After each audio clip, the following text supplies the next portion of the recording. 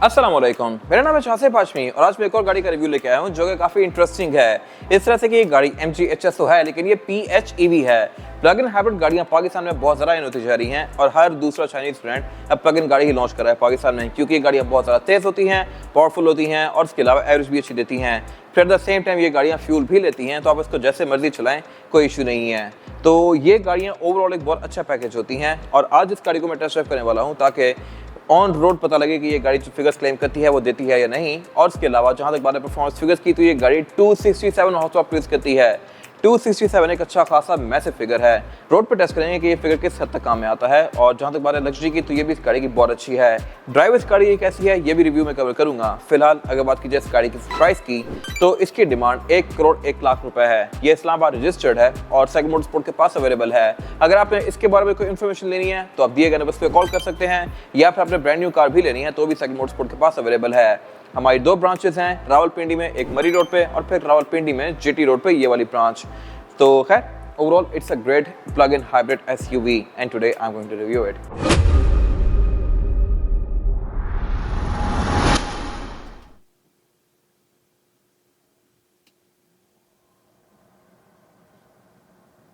Alright, driving the MG HS PHEV. PHEVs Pakistan में बहुत तरह आने लग गई हैं। हर ब्रांड PHEV बना रहा है। हेवन ने भी रिसेंटली S6 PHEV लॉन्च की है। MG वैसे काफी पहले से PHEV ऑफर कर रहा है। ये प्री फेसलिफ्ट में भी आती थी लेकिन तब कोई बहुत ज़्यादा चली नहीं, बट अब ये गाड़ी काफी चल रही है क्योंकि लोगों को PHEV की अवेयरनेस आ गई है। और पाकिस्तान में PHEV ही सबसे ज़्यादा कामयाब है क्योंकि यहाँ पे इलेक्ट्रिक का इंफ्रास्ट्रक्चर की बहुत ज़्यादा स्ट्रॉन्ग है नहीं, ऊपर से बिजली भी यहाँ पे काफ़ी ज़्यादा महंगी है और लोड शेडिंग भी होती है। तो इस सब से बचने के लिए PHEV मेरे ख्याल से बेहतर ऑप्शन है। जब बिजली नहीं है तो आप पेट्रोल यूज़ करें और जब बिजली है तो फिर आप इसको चार्ज करके इससे ज़बरदस्त किस्म की परफॉर्मेंस तो ले ही सकते हैं, लेकिन ये गाड़ी आपको एवरेज भी अच्छी देगी। और PHEV की सबसे बेस्ट चीज़ इस गाड़ी की परफॉर्मेंस ही होती है। ये गाड़ियाँ इंस्टेंटली फास्ट होती हैं। अब कहने को ये गाड़ी सिर्फ 15 सीसी है लेकिन ये 267 हॉर्स पावर प्रोड्यूस करती है। अब परफॉर्मेंस फिगर्स, गाड़ियों की एक्सीलरेशन, ये चीज बिल्कुल खेल बन चुकी है। पहले 250 हॉर्स पावर बड़ा फिगर होता था, बट अब ये हर दूसरी गाड़ी में आ रहा है, ये जो नई गाड़ियां आ रही हैं। और ये गाड़ी है भी इंस्टेंटली फास्ट। अभी जो रिसेंटली S6 PHEV आई है वो गाड़ी मोस्टली रोड का साथ कम्पीट कर सकती है। इसी तरह शार्क अच्छा खासा बड़ा ट्रक होते हुए बड़ी बड़ी SUV और परफॉर्मेंस कार्स को बीट कर सकता है। Same goes for this car. इतनी सी गाड़ी होते हुए ये गाड़ी 267 हॉर्स पावर प्रोड्यूस करती है। अब ये चीज़ हम रोड पर टेस्ट भी करेंगे कि ये 267 हॉर्स पावर वाकई में डिलीवर करती भी है या नहीं। और बाकी जहाँ तक बात है MG HS की, तो पाकिस्तान में ये गाड़ी इनिशियली जब लॉन्च की गई थी तो बहुत सारा पॉपुलर हुई थी क्योंकि इसकी लुक्स, इंटीरियर सब कुछ बहुत ज़बरदस्त था। बट एवरेज की वजह से ये गाड़ी पाकिस्तान में थोड़ा रह गई। अब इस गाड़ी की एवरेज भी बेहतर कर दी गई है, तो मेरे ख्याल से ये गाड़ी काफ़ी चलने वाली है। रिसेंटली MG HS को फेसलिफ्ट किया गया है, ये फेसलिफ्ट वाला वर्जन है और इसमें ये मोनाको ब्लू इंटीरियर ऑफर किया गया है जो कि बहुत खूबसूरत है। बाकी इसके अलावा राइड क्वालिटी भी इस गाड़ी की अच्छी है, बट चाइनीज गाड़ियों में एक चीज़ आपको थोड़ी बहुत फील होती है, वो है बिल्ड क्वालिटी का लैग। अभी इस गाड़ी में टक टक की आवाज़ आ रही है, खड्डों पे आती है। आई एम नॉट श्योर कि ये क्या है, बट ये अनॉय कर रही है और मैं फिगर आउट नहीं कर पा रहा ये कहाँ से आ रही है, बट आ रही है और ये कहने को नई गाड़ी है।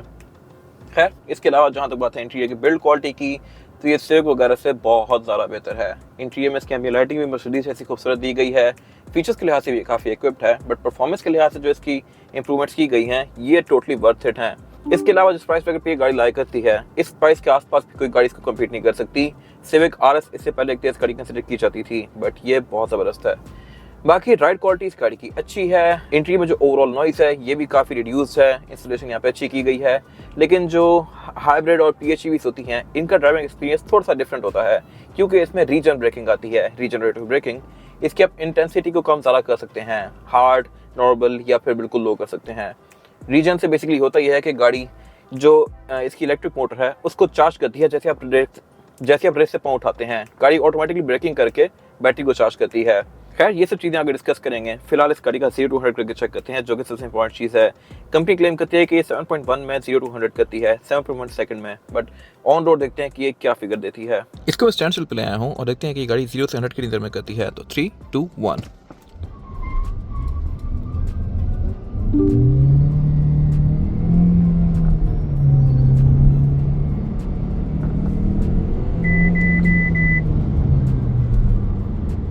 इसका ट्रैक्शन कंट्रोल ऑन है और ये वाज़े फील होता है कि ये गाड़ी की पावर को कट कर रहा है। अगर ट्रैक्शन कंट्रोल ऑन ना हो तो इसमें व्हील स्पिन भी बहुत होगा और इसका 0 to 100 थोड़ा सा स्लो हो जाएगा, बट स्टिल पावर आपको फील होती है कि इसमें बहुत ज़्यादा है। जैसे ही ट्रैक्शन कंट्रोल बंद होता है ये गाड़ी एकदम से दोबारा निकलती है। इवन ये 70-80 पे भी व्हील स्पिन करती है, इतनी पावरफुल है। ओके, 0 to 100 इस गाड़ी का काफ़ी क्विक था और ट्रैक्शन कंट्रोल को काफ़ी हद तक लिमिट करता है, बट स्टिल ये एक अच्छा फिगर है। और ट्रैक्शन कंट्रोल ऑफ हो तो ऑब्वियसली गाड़ी बहुत ज़्यादा व्हील स्पिन करेगी। है ये फ्रंट व्हील ड्राइव, इतनी ज़्यादा पावर के साथ वैसे मेरे ख्याल से गाड़ी को और भी होना चाहिए। बाकी इसके अलावा इंटीरियर फीचर्स गाड़ी के अच्छे दिए गए हैं। इसमें 360 कैमरा तो हैं ही, लेकिन यहाँ पे इसका अच्छा फीचर ये है कि जहाँ कहीं मैं इंडिकेटर ऑन करता हूँ वहाँ का कैमरा ऑन हो जाता है। अगर लेफ्ट में लेफ्ट का इंडिकेटर दूँ तो लेफ्ट का कैमरा ऑन हो जाएगा, राइट का इंडिकेटर दूँ तो राइट का कैमरा ऑन हो जाएगा, जो कि काफ़ी हद तक असिस्ट करता है। फिर क्योंकि इस गाड़ी का इंटीरियर भी वाइट है, रूफ भी वाइट है और पैनोरामिक रूफ भी दी गई है, तो यहाँ पे फील भी काफ़ी लाइवली सी आती है। PHEV वाली गाड़ी में पैडल शिफ्टर्स नहीं आते और उनका मेरे ख्याल से बहुत ज़्यादा यूज़ होता भी नहीं है। अगर बात की जाए इसके मीटर की तो इसका डिस्प्ले भी काफ़ी हाई क्वालिटी है और यहाँ पे ये स्पीड वगैरह शो कराता है, लेकिन यहाँ पे जो गेजेस हैं ये दो दिए गए हैं, एक फ्यूल का और फिर एक बैटरी का। बैटरी पे आपको परसेंटेज शो करवा रही है। अगर कुछ टेक्निकल बातें की जाए तो ये गाड़ी 16.6 किलोवाट की बैटरी ऑफर करती है, जो कि प्योरली PHEV के लिए है। ये हाइब्रिड बैटरी नहीं है, वो अलग होती है। और PHEV पे ये गाड़ी आपको तकरीबन 50-60 किलोमीटर तक की रेंज दे सकती है, depending upon driving pattern. Purely ये 50 किलोमीटर EV पे चल सकती है और एवरेज गाड़ी आपको कंपनी जो क्लेम करती है वो तकरीबन 15 से 50 तक की दे सकती है। 15 वैसे ही जैसे कि आप इसको फ्यूल पर चलाएं सीधा सीधा चार्ज किए बगैर, और अगर आप इसको फुल चार्ज करके चलाएं तो ये आपको 50 प्लस की एवरेज भी दे सकती है। और जैसे ही आप इस गाड़ी को चार्ज करके यूज़ करना शुरू करते हैं आपको पावर में फ़र्क फील होगा। अभी मैं इस गाड़ी को जितना टाइम मैंने यूज़ किया है ये सिर्फ EV पे चल रही है, प्योरली इंजन ऑन ही नहीं हुआ, यानी कि इसने 1 रुपए का भी फ्यूल नहीं लिया। ये बड़ी ज़बरदस्त चीज़ है। बट जैसे इसकी बैटरी एंड होगी तो फिर ये गाड़ी प्योरली फ्यूल पे आ जाएगी। अपने प्राइस ब्रैकेट में ये गाड़ी बहुत अच्छा ऑप्शन है, क्योंकि इससे थोड़े ही कम पैसे में आपको ग्रैंडी मिलेगी, इसी के आसपास आपको एलेंट्रा मिलेगी और इसी के आसपास ही आपको सिविक भी मिलेगी। बट फीचर्स के लिहाज से कोई भी गाड़ी इसके करीब नहीं आती। अगर आपके घर पे सोलर लगा हुआ है और आपको एक बड़ी गाड़ी चाहिए तो इससे बेहतर ऑप्शन मेरे ख्याल से नहीं है मार्केट में फिलहाल। सस्पेंशन इस गाड़ी का थोड़ा हार्ड है, मेरी एक्सपेक्टेशन से थोड़ा ज़्यादा हार्ड फील हुआ है। स्पोर्ट्स वगैरह से सॉफ्ट होती हैं, वैसे इसकी राइड स्मूथ और फ्लो ही है, लेकिन जैसे ये गाड़ी खड्डों में लगती है तो ये ढस ढस करके लगती है। ये चीज़ मेरे ख्याल से बेहतर हो सकती थी। अपने प्राइस पॉइंट ये 1 से महंगी गाड़ियों से भी ये गाड़ी सरप्राइजिंगली हद तक ज़्यादा फास्ट है।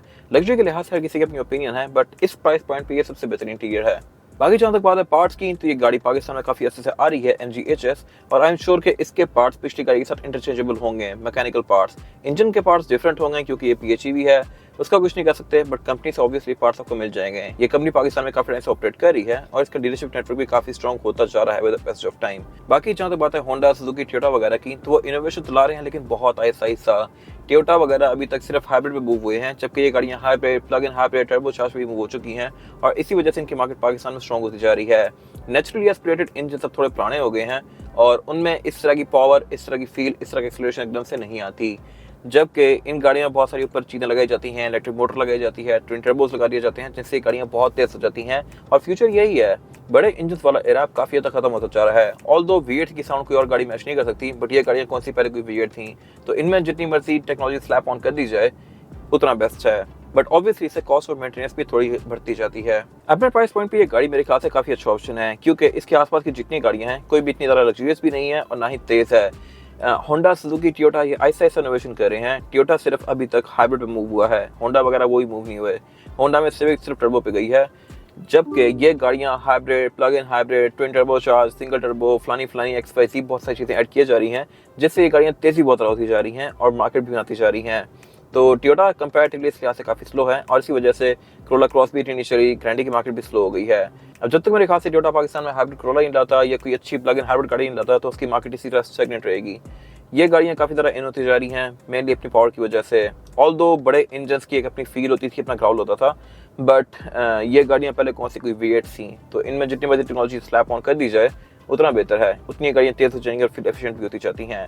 बट ऑब्वियसली इससे एक ड्रॉबैक भी है, वो ये है कि इनकी कॉस्ट ऑफ मेंटेनेंस काफ़ी ज़्यादा बढ़ जाती है। इंजन में जितनी ज़्यादा टेक हो, इंजन उतना ज़्यादा कॉम्प्लेक्स होता जाता है, तो इसलिए इस गाड़ी का काम हर जगह से इजीली नहीं हो पाएगा, लेकिन इसका डीलरशिप नेटवर्क भी पाकिस्तान में काफ़ी स्ट्रॉन्ग होता जा रहा है। MG पाकिस्तान में काफ़ी अच्छे से आ रही है और इसके पार्ट्स पुरानी MG के साथ काफ़ी हद तक इंटरचेंजेबल भी होंगे, क्योंकि जनरेशन वही है, सिर्फ फेसलिफ्ट किया गया है इसको। ओके, तो let's have a exterior of this car. इस गाड़ी को पाकिस्तान में रिसेंटली फेसलिफ्ट किया गया है और फेसलिफ्ट में इस गाड़ी का ऑलमोस्ट पूरा ही फ्रंट एंड चेंज कर दिया गया है। हेडलाइट इस गाड़ी की अब LED में है और इसके अलावा DRL भी इसकी पहले से बेहतर कर दी गई हैं। आगे इसमें नीचे यहाँ पे फिर ये इंडिकेटर्स दिए गए हैं। पार्किंग सेंसर ये गाड़ी फ्रंट पे ऑफर नहीं करती, सिर्फ बैक पे आते हैं और इसके अलावा यहाँ पे इसका रडार दिया गया है। फ्रंट डिस्क का अब काफी हद तक ब्लैकआउट कर दिया गया है आजकल की मोस्टली नई कार्स की तरह, और कुछ यहाँ पे मैट सिल्वर के एक्सेंट्स दिए गए हैं जो कि इसके लुक्स को बेहतर बना रहे हैं। बाकी इसके अलावा इसमें वाइपर रेन सेंसिंग है, हेडलाइट्स ऑटोमेटिक हैं और इसके रिम का डिजाइन भी फेसलिफ्ट में चेंज कर दिया गया है। बाकी इस गाड़ी के जहां दोबारा फीचर्स की तो इसमें साइड मिरर रिट्रैक्टेबल हैं, एडजस्टेबल हैं, इनमें भी ऑटो वाला फीचर आता है और इनमें 360 डिग्री कैमरा सेटअप भी दिया गया है। प्री साइड मिरर हैं भी हीटेड और इसके अलावा बाकी सब कुछ यहाँ पे काफी फ्लोई सा है, कोई खास कटलनेस नहीं दी गई, सब कुछ काफी स्मूथ है। और इसके अलावा बाकी यहाँ पे क्रोम थोड़ा बहुत यूज किया गया है विंडोज के आसपास और डोर हैंडल्स में। स्मार्ट एंट्री ये गाड़ी ऑफर करती है। फिर जहां तक बात है एब्सोल्यूट साइड प्रोफाइल की तो साइज के लिहाज से गाड़ी एक मिड साइज एसयूवी है। इस एरा की स्पोर्टेज वगैरह जो थी ये गाड़ी उन जितनी ही है, नई बार स्पोर्टेज एल अभी से ज़्यादा बड़ी कर दी गई है, बट ये साइज मेरे ख्याल से सबसे ज़्यादा मैनेजेबल है। साइज के लिहाज से ये कॉम्पैक्ट सी है और पावर के लिहाज से बहुत ज़बरदस्त है, लेकिन ये सारी पावर जैसा कि मैंने टेस्ट ड्राइव में बताया था सिर्फ फ्रंट व्हील्स पे है, तो ये गाड़ी व्हील स्पिन बहुत करती है। अगर ये और व्हील होती तो मेरे ख्याल से बेहतर था, बट स्टिल इट्स ओके। बाकी इसके अलावा इस गाड़ी में एंट्री एक्सिट भी आसान है क्योंकि गाड़ी आपकी हाइट पे ही है और सिविक से ये गाड़ी इसी लिहाज से बेहतर ऑप्शन है। एक तो इस गाड़ी में आप बैठ के निकल इजीली सकते हैं और इसके अलावा ग्राउंड क्लियरेंस के लिहाज से भी गाड़ी डिसेंट है। ये दोनों चीज़ें सिविक में आपको तंग करती हैं। गाड़ी वो ब्रेकर पे नीचे भी लगती है, दो लोग बैठे हो तो, और इसके अलावा वो गाड़ी ओवरऑल है भी काफ़ी नीचे, तो उसमें बैठते हुए भी और निकलते हुए भी आपको थोड़ी सी मुश्किल फेस होती है। बाकी इसके अलावा ये गाड़ी पैनोरामिक रूफ ऑफर करती है। वर्जन इसमें पाकिस्तान में काफ़ी सारे आ रहे हैं और इसमें यहाँ पे भी एक फ्यूल डोर दिया गया है जो कि बेसिकली फ्यूल डोर नहीं है, यहाँ से आप इस गाड़ी को चार्ज करेंगे। फ्यूल डोर इसका लेफ्ट साइड पे आता है, दोनों तरफ ही आइडेंटिकल ये कप्स दिए गए हैं, यहाँ से चार्ज होगी वहाँ से फ्यूल डलेगा। और जहाँ तक बात है इसका रेयर एंड की तो ये भी ज़्यादा बेहतर कर दिया गया है पहले से। पहले ये बिल्कुल गोल मोल सा था, अब इसको काफी ज्यादा स्ट्रॉन्ग और बल्कि सा बना दिया गया है हालांकि डायमेंशंस पहले जैसे ही, लेकिन कटलेट यहाँ पे काफी स्ट्रॉन्ग और शार्प कर दी गई हैं। टेललाइट्स यहाँ पे काफी ज्यादा मोटी कर दी गई हैं जिससे इसकी एक बल्कि सी लुक आती है। बाकी जहाँ तो बारह फीचर्स की तो यहाँ पार्किंग सेंसर्स दिए गए हैं, फ्रंट पे नहीं है, I am not sure why. और बाकी एग्जॉस्ट की गाड़ी बैक पे डुअल ऑफर करती है, ये मेरे ख्याल से काफी अच्छी चीज है और ये दोनों ही प्रॉपर फंक्शनल है। टेलगेट भी इस गाड़ी में पावर्ड है, ये इस कैटेगरी की मोस्टली गाड़ियाँ ऑफर करती हैं। अनलॉक होने पे ऑल द वे अब जाएगा। ट्रंक कैपेसिटी के लिहाज से भी ये गाड़ी जबरदस्त है, प्राइस पॉइंट के लिहाज से भी गाड़ी जबरदस्त है। 1 करोड़ 1 लाख, 1 करोड़ 1 लाख या 2 लाख में आपको सिविक मिलती है जो कि फीचर्स के लिहाज से इससे आधी भी नहीं होती, पावर के लिहाज से भी इससे काफी कम है।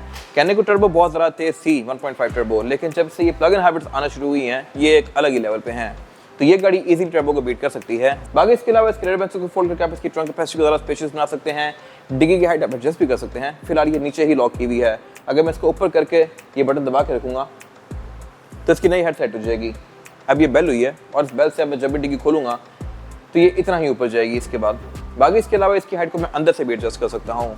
वाइपर यहाँ पे दिया गया है, स्पॉइलर, ब्रेक लैंप वगैरह सब कुछ पहले जैसा ही है। और जहाँ तक बात है इस गाड़ी की इंटीरियर की तो फेसलिफ्ट में इसके अंदर एक और कलर टोन ऑफर कर दी गई है और यह है मोनाको ब्लू। मोनाको ब्लू में आइवरी और ब्लू ब्लैक का कॉम्बिनेशन यूज़ किया गया है जो कि इसके इंटीरियर को बहुत ब्राइट और फिट सी वाइब देता है।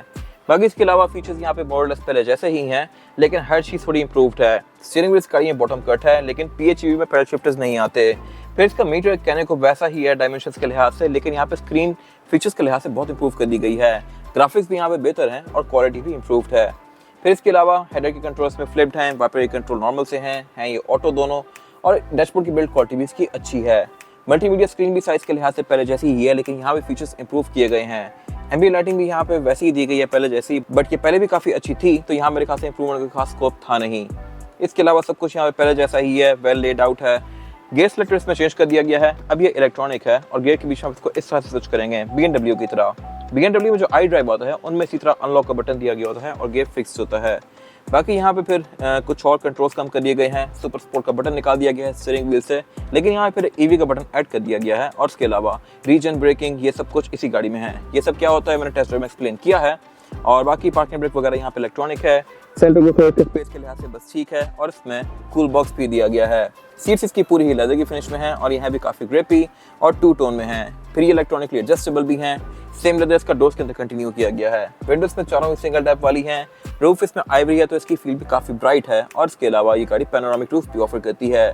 एयर बैग्स भी ये गाड़ी 6 ऑफर करती है जो कि अगेन मेरे ख्याल से एक अच्छी चीज़ है। और इसके अलावा यहाँ कुछ खास है नहीं। इंटरेस्टिंग चीज़ यहाँ पे एक ये है कि अभी ये गाड़ी कहने को इसका इंजन बंद है और EV पे खड़ी है, लेकिन जैसे ही बोनट खुलेगा तो इसका इंजन ऑन हो जाएगा। I am not sure why. और अगर मैं आगे से जाकर इसको बंद कर दूंगा तो फौरन इंजन बंद भी हो जाएगा। आपको अगर इसकी रीजन पता है तो कमेंट सेक्शन में मेंशन कीजिएगा। अभी इस गाड़ी का इंजन ऑन है, लेकिन जैसे ही बंद करूंगा तो ये बंद होगा लाइक दिस। और जहाँ दोबारा इस पर पैसेंजर्स के लिए सीटिंग कैपेसिटी की थी, ये भी बैक पे इसमें डिसेंट है। यहाँ पे मेरे पास लेगरूम का भी कोई इशू नहीं है और हेडरूम का भी। अमेनिटीज भी रेयर पैसेंजर्स के लिए अच्छी हैं, इस तरह से कि यहाँ पे एयर वेंट्स दिए गए हैं, पावर आउटलेट दिए गए हैं, प्रॉपर सेंटर कंसोल भी दिया गया है और ये सेंटर कंसोल है भी कप होल्डर्स के साथ। कप होल्डर भी इसके बहुत खूबसूरत हैं, ब्रश एल्यूमिनियम की फिनिश में हैं और इसके अलावा यहाँ पे एयर बैग्स भी आते हैं रेयर पैसेंजर्स के लिए। सीट बेल्ट भी दी गई हैं, विंडो सिंगल टैप वाली हैं, एम्बिएंट लाइटिंग इसमें यहाँ भी कंटिन्यू करती है और ये जगह वो है जहाँ पे मोस्टली गाड़ी चीप आउट कर जाती हैं।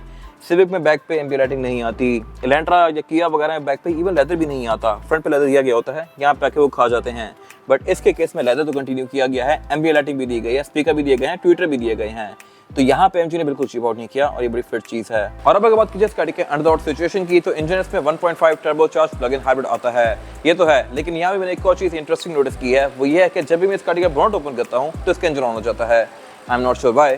बाकी ये गाड़ी क्योंकि प्लग इन हाइब्रिड है, तो ये आप इसको एक दफा चार्ज कर दें तो ये प्योरली 50 किलोमीटर करंट पे चल सकती है। इस गाड़ी को मैंने इससे पहले भी टेस्ट ड्राइव किया है, भगाया है, रन किया है, 0 to 100 किया है, काफ़ी देर यूज़ की है एसी के साथ, लेकिन कहीं भी इस गाड़ी का इंजन ऑन ही नहीं हुआ और इसकी चार्जिंग थी तकरीबन 35%, अभी ये 5% पे आ गई है और इसका इंजन ऑन हो गया है। बाकी इस गाड़ी को जब मैं लेकर निकला था ये सब करने के लिए, तब इसकी जो फ्यूल की रेंज थी वो थी 123 किलोमीटर और अभी 122 किलोमीटर है। इतने लंबे टाइम के लिए ये गाड़ी चलती रही है, भागती रही है, सब कुछ इस पर किया है, लेकिन स्टिल इसने फ्यूल लिया ही नहीं। तो ये मेरे ख्याल से बड़ी मजे की चीज़ है। अगर आपके घर पे सोलर है तो आप इस गाड़ी को ला के वापस प्लग कर दें, रात को लगाएं, सुबह 100 होगी और 100% हो जाने के बाद ये 50-60 किलोमीटर ईवी पे कर सकती है और फ्यूल ही नहीं लेगी। तो अगर आप इसको हर रोज़ रात को चार्ज करते रहें सोलर पे तो ये गाड़ी मुफ्त की चलती रहेगी, ये बहुत मजे की चीज़ है। बाकी इसके अलावा ये इंजन गाड़ी को सिर्फ 1500 सीसी और छोटा सा इंजन होता है, लेकिन इस 1500 के ऊपर जो टेक्नोलॉजी स्लैब की गई है उससे इस गाड़ी की परफॉर्मेंस बहुत ज़बरदस्त हो गई है। ये 267 हॉर्स पावर प्रोड्यूस करती है और ये एक एनॉर्मस फिगर है। पहले 200 से ऊपर हॉर्स पावर वाली गाड़ियाँ बड़ी खास होती थी, मार्क एक्स, कैमरी वगैरह ये फिगर क्रॉस करती थी, लेकिन अब इस तरह की आम गाड़ियों में भी इतनी ज़्यादा परफॉर्मेंस आ रही है और अब सिर्फ टेक्नोलॉजी की गेम है। अब कहने को BYD शार्क 6 अच्छा खासा बड़ा डाला है, बट वो ही 1500 सीसी होता है 4 सिलेंडर, लेकिन वो गाड़ी 425 हॉर्स पावर प्रोड्यूस करती है और वो इजीली इस गाड़ी को बीट कर सकती है, रेंज रैप्टर को। अब ये कहने को अच्छी खासी महंगी गाड़ी है, बहुत बड़ी है, 3000 सीसी है, ट्विन टर्बो है, सब कुछ है, लेकिन 1500 सीसी गाड़ियाँ भी इसका कम्पीट कर रही हैं सिर्फ टेक्नोलॉजी की वजह से। और सिविक होंडा वगैरह काफ़ी से पीछे रह गई हैं क्योंकि उन्होंने कोई इस तरह की टेक्नोलॉजी अभी तक इंट्रोड्यूस नहीं कराई, आगे जाके कराएंगे तो वो सर्वाइव कर पाएंगे, वरना ये गाड़ियाँ मार्केट ले जाएंगी। इसके अलावा बाकी इसमें ABS, traction control, drive modes ये सब आता है, बोनट के अंदर हाइड्रोलिक दिया गया है, इंसुलेशन दी गई है। एवरेज गाड़ी अगेन 15 से 50 के बीच में रेंज करती है, 15 तब जब ये बिल्कुल फ्यूल पे यूज़ हो और 50 तब जब ये गाड़ी फुली चार्ज होकर आप यूज़ करें, वरना इसके बीच की ही एवरेज आपको मिलेगी, जो कि एक अच्छी एवरेज है इस गाड़ी के लिहाज से। वैसे सिविक वगैरह 12-13 की एवरेज देती हैं। ये था आज का रिव्यू। अगर आपको ये रिव्यू पसंद आया है तो उसको लाइक कीजिए, मेरे चैनल को सब्सक्राइब कीजिए और अगर आपके पास इस कार से रिलेटेड कोई भी राय है तो उसको कमेंट सेक्शन में शेयर जरूर कीजिएगा, ताकि वो लोग जो ये गाड़ी लेने वाले हैं वो आपकी राय से फायदा उठा सकें। अपना ख्याल रखिएगा। Thank you.